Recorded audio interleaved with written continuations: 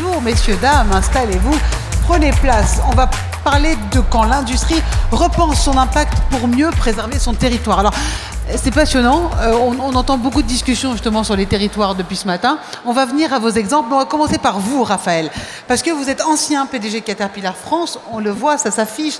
Donc quand on vient de l'industrie, comment est-ce qu'on passe de l'autre côté? Et pourquoi? Pourquoi? Parce qu'il faut aider justement les collègues, les amis, les industriels en général, l'économie française, parce que le territoire c'est quelque chose de fondamental. Et parce que moi-même... Pourquoi c'est fondamental? Moi, je veux savoir pourquoi. Voilà, l'ayant vécu, c'est la solitude en fait du dirigeant, qui a plein d'enjeux, plein de défis à relever, et qui a besoin de se faire aider, qui a besoin d'être avec d'autres pour réussir à affronter tout ça. Et c'est très difficile en fait. Il y a une responsabilité fondamentale quand on est dirigeant d'une entreprise, quand on est dirigeant industriel en particulier, et on se doit de trouver les réponses, les solutions. On les cherche et l'idéal, c'est d'aller les chercher avec le collectif. Et c'est ce qu'on essaie de faire au niveau de mon autre vie d'aujourd'hui, qui est l'association CEC, pour aider les dirigeants à se mettre en mouvement et trouver les réponses. Alors comment vous les aidez? Qu'est-ce que vous leur dites concrètement? Dites-moi tout. Concrètement, tout à fait. Concrètement, on a inventé cette idée d'un parti pris qui est d'aller aider les dirigeants pendant un parcours d'1 an. On va les mettre en condition ensemble pour réfléchir, pour travailler, pour se donner du temps à eux-mêmes, pour imaginer ce qu'il faut faire pour demain. Et on va leur donner toutes les conditions nécessaires à cette réflexion. Donc on a un parcours apprenant et agissant. On leur demande d'apprendre des choses, de comprendre des choses, de travailler avec les collègues, les amis, les pairs, et de se projeter sur comment réussir à être encore présent, à être encore...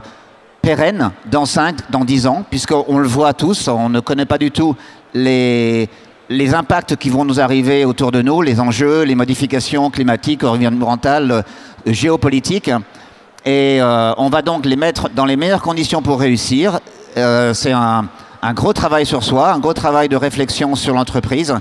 Mais la réussite vient du fait qu'ils vont le faire avec les autres, qui ont les mêmes besoins, mais pas forcément les mêmes réponses.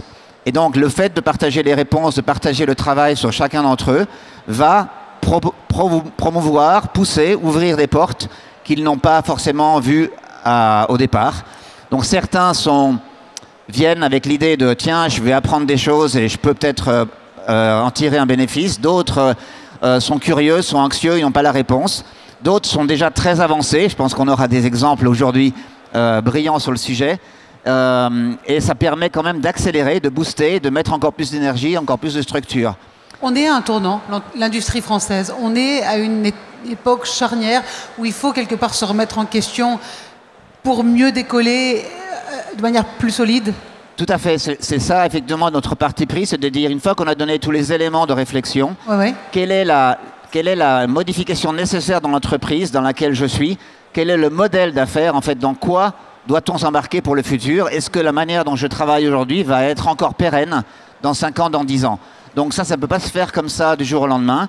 Il faut se donner le temps d'y réfléchir, il faut se donner le temps de se poser des questions. Mais tout le monde n'a pas forcément, tout le monde n'est pas ouvert pour se donner le temps. Le temps, c'est de l'argent. Alors, tout à fait. Donc nous, on est basé sur le volontariat. Les entreprises qui viennent ont envie de venir se poser ces questions-là. Donc elles sont courageuses, elles ont envie de chercher des réponses.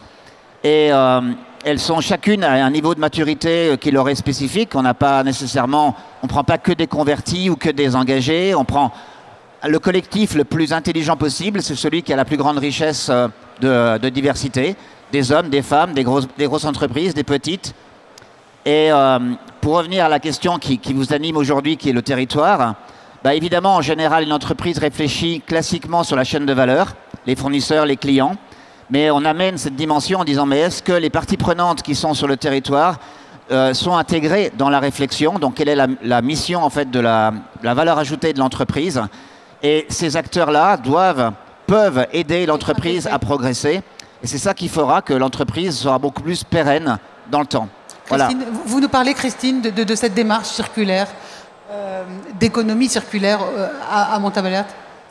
Oui, d'accord. Montabert, on est un industriel implanté ici en région lyonnaise depuis plus de 100 ans. Voilà. On est fabricant d'équipements pour la construction et les mines. On fait des brises-roches et des perforateurs hydrauliques. Donc c'est beaucoup d'acier qui est transformé. Et donc on s'est aperçu, on avait conscience depuis toujours qu'on avait un produit qui avait une longue durée de vie, qui pouvait vraiment être utilisé très longtemps. Et bien avant la mode de la circularité, on faisait des offres de reprise de matériel et de réparation, donc du matériel d'occasion. Et puis on s'est dit, on voudrait donner un deuxième élan à cette activité, toujours dans cette conscience de nos impacts et de la transformation et notre impact sur l'environnement et les matières qu'on utilise. Et donc on s'est dit, on veut aller plus loin et on va professionnaliser, industrialiser cette démarche circulaire. Sauf que quand on est industriel et que tout a été conçu pour faire de la production linéaire, on se retrouve avec cette difficulté à tordre le modèle pour le rendre circulaire. Et on a besoin du territoire pour ça, parce que nous chez Montabert, 95% de notre production, elle part à l'international. Donc 95 ? Il y a pratiquement rien qui reste en France, parce que les marchés miniers, il n'y en a pas beaucoup en France. Et comment on intègre le territoire alors ? Alors justement, on intègre les territoires. Les territoires. Dans un premier temps, parce que c'est la chaîne de valeur, comme l'a expliqué Raphaël, qui va être importante. C'est tous les acteurs de la chaîne, nos partenaires, distributeurs, qui assurent le service auprès des clients utilisateurs, qui vont être là pour collecter le matériel, pour faire ce diagnostic et pour assurer la deuxième vie du produit. Alors que le site lyonnais est finalement le centre d'excellence qui va remanufacturer les composants et pouvoir les mettre à disposition donc, de nos partenaires. Et puis on a aussi, si on veut aller plus loin dans le territoire, moi je crois beaucoup effectivement à la puissance de tout ce qu'a évoqué Raphaël, du collectif, du travailler ensemble, du fait que on a besoin d'être bien entouré en tant que dirigeant pour prendre des décisions éclairées. Et on se retrouve souvent avec Alexandre dans notre fédération professionnelle avec Evolis. On participe ensemble à la CEC, donc on rencontre aussi d'autres industriels orientés industrie. Je fais partie, Montabert est adhérent de la ruche industrielle à Lyon. Je parraine un programme avec l'ADEME et la métropole de Lyon sur le pivot circulaire pour d'autres industriels de la région. Et ce maillage-là, ça vous aide ? Tout ça, je pense que c'est une richesse supplémentaire qui nous permet de rencontrer d'autres industriels qui sont confrontés, comme nous, au même questionnement. Et on échange, on teste des nouvelles choses, et ça, c'est plus fort. Et un dernier point, une réflexion qui m'est venue récemment, j'ai l'intuition que nous, aujourd'hui, on utilise de l'acier qui est issu de ferraille recyclée. Notre process, il génère du copeau, puisqu'on usine de l'acier. Et en fait, ces copeaux, aujourd'hui, sont revendus à des ferrailleurs. Mais la vraie question, c'est comment on va travailler cette démarche circulaire jusqu'au bout pour que nos fournisseurs d'acier récupèrent nos copeaux d'acier, etc. Donc la circularité, ça doit devenir un réflexe. Et c'est quelque chose qu'on ne peut pas faire tout seul. Et je me rends compte qu'il y a peut-être d'autres déchets issus de notre process qui peuvent devenir une matière première ou un entrant pour un autre industriel du territoire. Donc c'est important de se connaître et de se parler de ça. Alexandre, Guillaume, comment est-ce que vous conciliez justement le développement économique et la préservation vivante de la matière durable ? Alors merci pour la question, parce que j'aime bien déjà cette notion de préservation du vivant. Souvent, dans le monde industriel, ici, on parle beaucoup de décarbonation. Beaucoup. Et la décarbonation, c'est quand même le terme qui écrase les autres, alors que dans les enjeux environnementaux, on sait que c'est systémique, le cycle de l'eau, le cycle de la matière, tout ça compte. C'est interdépendant. Donc j'aime bien cette notion-là qui est quand même plus transverse. Oui. Là, on en revient pour nous sur l'ONCMS, une industrie d'une centaine de personnes au service des grands acteurs de la construction. Nous aussi, on déploie beaucoup de talents pour mettre en œuvre des solutions industrielles de préservation d'eau et de traitement des matières minérales avec beaucoup d'acier, beaucoup de composants. Eh bien, la notion qui nous anime, ça a été, j'ai aimé ce conférencier Navi Rajou qui parlait d'innovation frugale. C'est pas mal. Et j'aimais bien accoler les deux mots, et c'était comment faire mieux avec moins. Donc voilà les questions qui nous animent. Comment faire mieux avec moins au quotidien, dans notre territoire. Donc déjà, nous, on exporte à peu près à 70-75%. Donc déjà, c'est de dépenser l'argent de nos clients le plus possible dans notre territoire. Donc dans notre région Auvergne, Rhône-Alpes, je souligne l'Auvergne parce que c'est mon coin, c'est mon fief. C'est quand même plus de la moitié de nos dépenses, c'est 95% en France. Mais derrière ça, alors, ça avait été innovation frugale, faire mieux avec moins, procéder pour nos clients. On œuvre depuis 50 ans pour produire du sable à béton, 18 kg par jour et par personne, c'est ce qu'on consomme le plus après l'eau, pour faire nos routes, pour faire nos bâtiments, et ça vient des carrières et des sablières. Eh bien, il y a une autre alternative qu'on a mis en avant avec une innovation, ça a été Safe Sand, pour le faire à partir de nos déchets. Donc là, c'est fondamentalement un maillage territorial d'installation de haut niveau de recyclage pour produire ces matériaux de construction. Donc ça, c'est le premier angle d'innovation qu'on œuvre pour nos propres clients. Donc ça met en œuvre des machines. Et là, l'autre boucle de circularité, c'est que ces machines, au lieu de les construire ex nihilo à partir d'acier neuf, eh bien, on le fait en partie avec des équipements qu'on a rachetés de nos propres usines. On a Donc vous les recyclez? Alors j'aime le terme de remanufacturing, là aussi, vous avez un peu tout, hein, rétrofit, remanufacturing, je ne les oppose pas. J'aime bien cette notion-là parce que... vous transformez la machine en fait? Oui, parce qu'on peut faire mieux qu'hier, mieux que du neuf. On peut faire du normatif différent. Quand on exporte aux États-Unis ou en Australie, ce n'est pas les mêmes normes. Il peut y avoir des transformations mécaniques.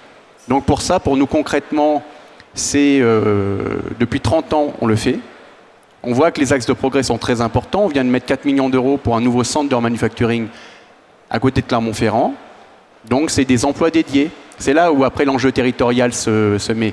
C'est des enjeux d'emplois dédiés directs, mais il y a 3-4 emplois indirects par emploi créé. Donc on commence à créer comme ça un tissu qui en se local. développe de manière tentaculaire. C'est ça finalement qu'il faut retenir, Raphaël, c'est que quand on part de cette réflexion de comment s'adapter finalement et qu'on se pose pour se poser les bonnes questions, on peut trouver les bonnes réponses. Ben, il me semble, en tout cas c'est notre conviction. Aujourd'hui nous sommes... Parce que c'est pas forcément acquis pour tous les patrons. Ah absolument. Je veux dire, là ça semble, votre réflexion semble très très belle, mais j'imagine que ça prend du temps, qu'il y a beaucoup d'interrogations, que c'est pas si simple quand on est patron. Comment on les aide, Raphaël? Et effectivement, je pense qu'Alexandre et Christine sont des très bons exemples, avaient déjà embarqué une vraie démarche de réflexion. On les a un peu aidés à aller encore plus loin, à réfléchir au-delà du classique. Donc moi, mon espoir, mon optimisme dans l'industrie, c'est que les industriels, à partir du moment où on leur donne les éléments de réflexion, sont responsables et ils vont aller chercher les solutions. On les aide à les trouver ensemble. Aujourd'hui, le mouvement, il a 1250 entreprises qui ont fait ce parcours, à l'intérieur duquel plus de 400 sont des industriels. Et donc, c'est des petits éléments comme ça qui vont faire boule de neige et qui vont faire en fait qu'on arrivera à parler le même langage et à embarquer les autres. En fait, il faut à un moment donné des pionniers, comme Alexandre et Christine aujourd'hui, montrent l'exemple à d'autres qui vont ensuite nous permettre d'étendre la réflexion vertueuse à plus grande échelle. Pour parler concrètement, parce qu'il y a des patrons ici qui sont intéressés, ça prend du temps. C'est ça. À quelle échéance? Qu'est-ce qu'on leur... voilà, c'est quoi comment ça se passe? J'imagine que de la réflexion, vous avez été notamment, Christine, justement en pleine réflexion. Combien de temps ça vous a pris? Comment embarquer aussi tout le monde? Parce que vous n'êtes pas toute seule, vous avez toute la boîte. Ça prend énormément de temps. Et humblement, aujourd'hui, cette activité de remanufacturing, elle est marginale encore en termes de chiffre d'affaires pour nous. Donc il faut bien se dire qu'aujourd'hui, c'est une démarche qui est longue et on a à faire face à plein de défis. Des défis logistiques, j'ai parlé de quand on a du matériel qui est aux quatre coins de la planète, on ne va pas comme ça trouver un centre de remanufacturing à côté de chaque machine. On a aussi des défis techniques. Quand vous faites de la mécanique de précision avec des usinages, des rectifications au micron près pour garder les performances en termes de qualité et pouvoir garantir le produit comme un neuf, il y a des vrais défis technologiques. Il y a de la reconception parfois. Donc tout ça, c'est du temps long. Mais effectivement, dans l'industrie, tout prend du temps. Il faut embarquer les gens, il faut expliquer où on veut aller. Mais tout à l'heure, on a dit quelque chose de très important. C'est-à-dire que tout ça, on le fait parce qu'on a la conscience et l'intuition que notre modèle doit être robuste. Et qu'un jour ou l'autre, dans nos chaînes de valeur, il peut y avoir tout un tas de disruptions. Et que si on n'a pas mis en place ces procédés, qui aujourd'hui peut-être sont marginaux, mais qui On sera pris de court. Voilà, on sera pris de court. Donc il faut anticiper. Vous confirmez, Alexandre, désolé, on a peu de temps. Vous confirmez, il faut anticiper. Et même si ça prend du temps et que la réflexion peut être parfois difficile, il faut savoir anticiper. Laisser le monde meilleur qu'on l'a trouvé, ce serait quand même un bel enjeu qui nous anime en tant qu'humains et en tant qu'entrepreneurs. Donc oui, et c'est ça qu'on trouve aussi à la SEEC. Le temps long, mais on peut aussi, avec de la coopération, et c'est là où on se retrouve, on se touche, on peut accélérer, on peut avoir des opportunités qui se créent et aller beaucoup plus vite qu'on le croit. Les territoires enfants, ensemble, on va plus loin. Merci beaucoup Alexandre, Christine et Raphaël. On peut les applaudir. Merci.